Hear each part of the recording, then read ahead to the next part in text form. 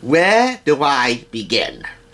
Well, I was seriously considering starting this video with a joke or two, or maybe a double entendre, but let's be honest, 2020 has been the biggest joke of all. To say that this has not been our best year would be the defining gross understatement of it. It S-U-C-K-E-D sucked. It sucked. While one singular plight can in no way compare, in my opinion, to one collective mass of calamity, Rachael Ray's story is definitely one worth singling out because, as you know, I hold her in the highest regard. She was a part of my childhood. 30-minute meals on Food Network was a nightly respite for me in my grammar school days and my single-digit years. Needless to say, I love this woman. Back in August, her home in upstate New York burnt to the ground. 15 years worth of memories, and a kitchen that's seen more cookery and more action than any commercial kitchen in a Michelin restaurant. Burnt, reduced to nothing but a pile of rubble, and yet rubble substantial enough to warrant the rebuilding process to begin, which should take about a year or so, during which time she and her husband John Cusimano will remain indefinite guests in their guest home, which will actually double as their studio where she is shooting both her talk show and her 30-minute meals reboot. Season 15 kicked off the following month, season 15 of her Emmy-winning talk show, with a tour of the extent of the damage. It will be a long, arduous, and epic journey to rebuild that house. Meanwhile, we face a long, arduous, and epic journey ourselves to begin the healing process in 2021 and to face the aftermath, if there even is one, because of this coronavirus chaos. However, we cannot start any epic journey on an empty stomach. So, as we prepare to kick 2020 to the curb once and for all, we now welcome 2021 with open arms, a wide open mouth covered with a mask, of course, and definitely a huge appetite. So, with a certain degree of lingering carryover hope, welcome to the final thrift store rundown review of 2020, bringing Hollywood home on a budget. This is Rachael Ray 50, Memories and Meals from a Sweet and Savory Life. She says that this is not a memoir, but it's definitely very memoir-ish.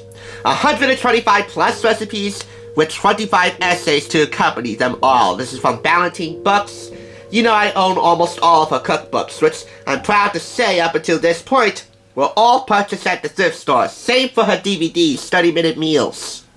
Yes, I did not get this for 25% off the price of $7.99, if you saw my Instagram photo. I was impatient, and I went the Amazon route. $12.90 for this. But you know what? The awesomeness you're gonna get back from this is immeasurable, and really, you can't place a price tag on that. There is a lot to feature in here. I mean, come on. Over 3 dozen recipes, I estimate, to highlight in this book. So, we're definitely going out with a bang. America's favorite self-taught cook opens up about the most memorable moments of her life in this candid memoir-inspired cookbook, featuring 125 all-new recipes. From the introduction, no matter the recipe, each of us changes a dish by our own preparation of it. It's the same with stories. Once you put them out there, readers get to interpret them and be affected by them as they will. Ultimately, it's my hope that this book leaves the reader with that quiet smile we all get after a favorite comfort food. Basically, I'm going for the afterglow of a big bowl of spaghetti. Retail prices, $32 in the US, $42 in Canada, that's $10 more. Let's get started without a moment to spare. First up, I'm highlighting spaghetti puttanesca, which should serve 4. This is Sardines Don't Make You Friends. This is Rachel's childhood right here. Italian recipe names are infamous for their English translations, like saltimbocca, jump in your mouth, and puttanesca in the style of the night woman, because legend has it in Italy, night women would, after their assignments, whip together this simple pasta dish, simple yet rustic in flavors. By the way, folks, night woman is the most PC term that I could come up with for, shall we say, an illegal occupation, the streetwalkers. Remember, guys, COPPA is still big brother around here, Children's Online Privacy and Protection Act. By the way, this is the most real and raw that Rachael has ever been in any of her cookbooks. This might be the most personal cookbook, in my opinion, she has ever authored yet. Chapter 8. They lived happily and loudly ever after.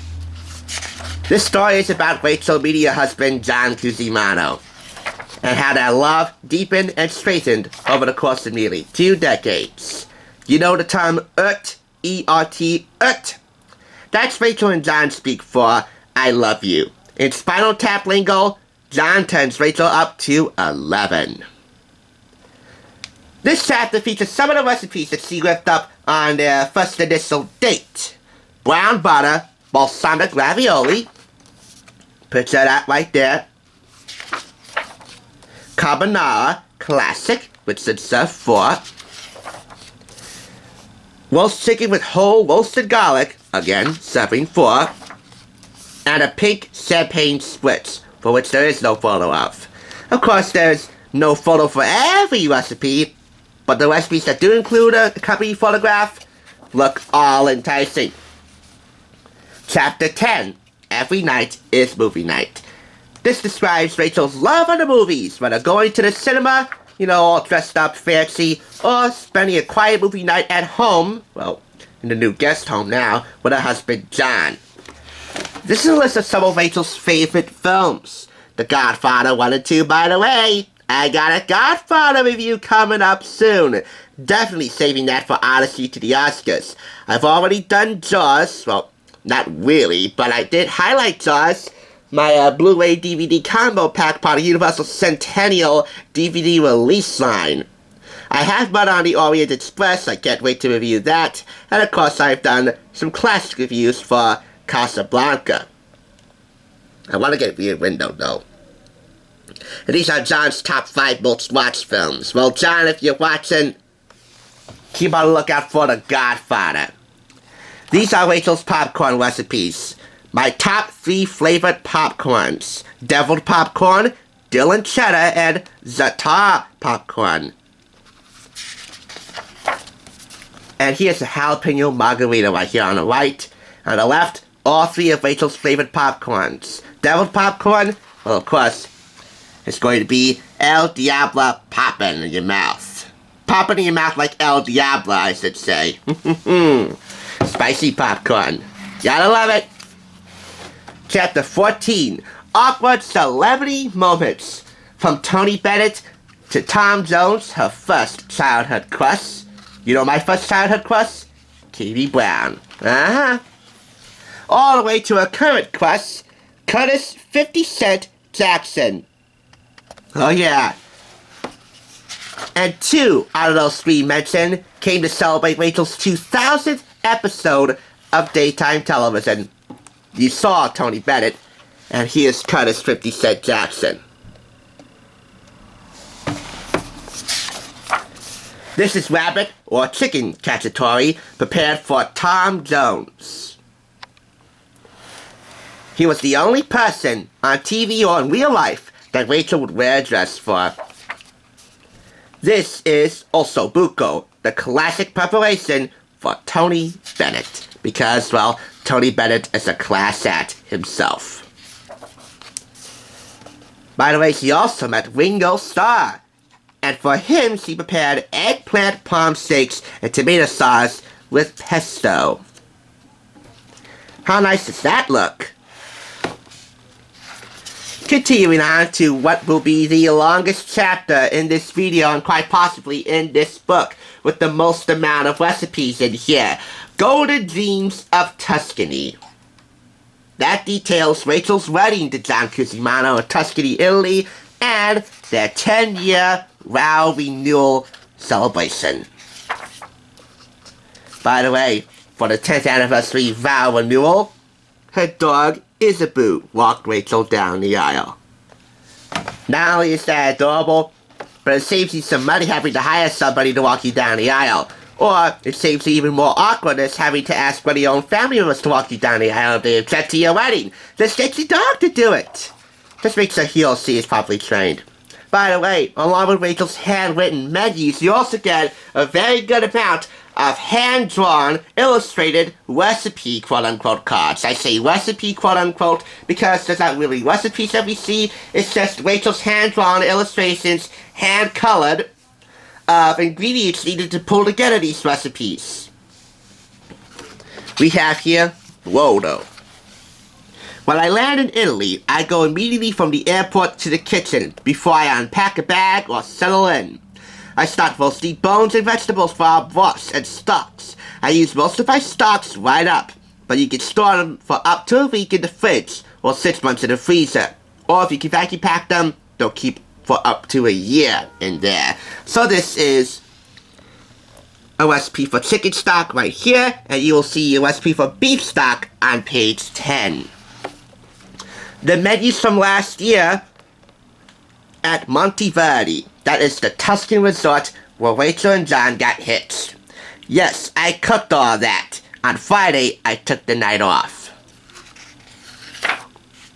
Vegetable stock with porcini. And now, we go on to the menu. A portion of that menu, I think. Boulettes with mortadella mousse.